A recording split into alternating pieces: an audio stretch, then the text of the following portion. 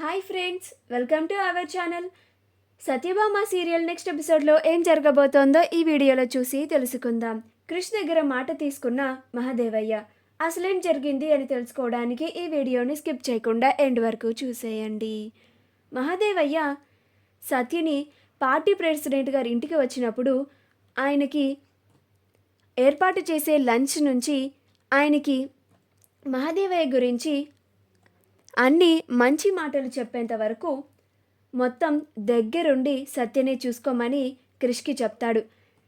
రే క్రిష్, రేపు నీ పెండ్లాం ఇంట్లో ఉన్న అన్ని పనులు దగ్గరుండి చూసుకోవాలి.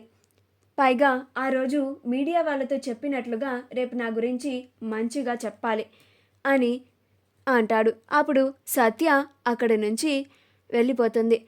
క్రిష్ కూడా సత్య వెనక వచ్చేస్తాడు. వాళ్ళ గదిలోకి వెళ్ళగానే సత్య ఒక పక్కన కూర్చొని బాధపడుతూ ఉంటుంది.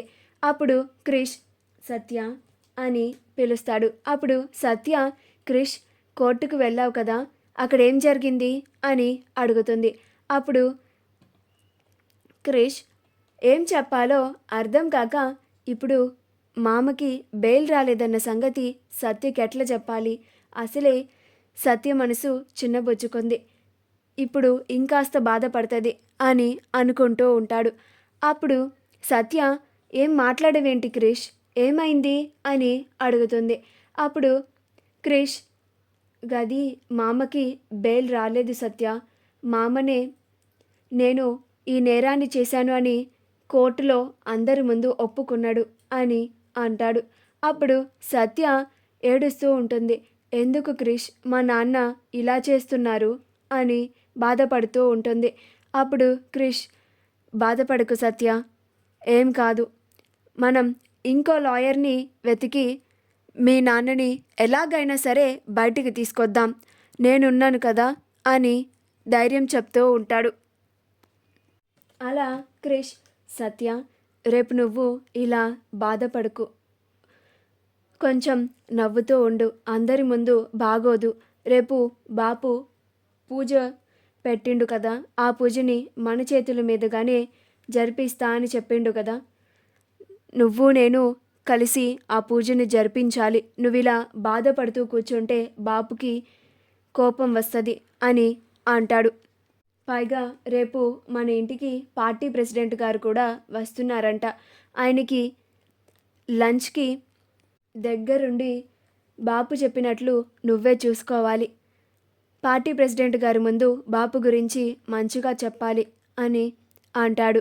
అప్పుడు సత్య అలాగే క్రిష్ అని అంటుంది.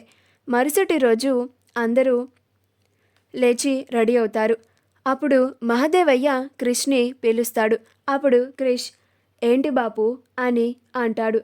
అప్పుడు మహాదేవయ్య, చిన్న, నీ పెండ్లం మీ మామ కేసుకి దూరంగా ఉండుడే కాదు, నువ్వు కూడా మీ మామకి ఆ ఇంటి విషయాలకి దూరంగా ఉండాలి అని అంటాడు.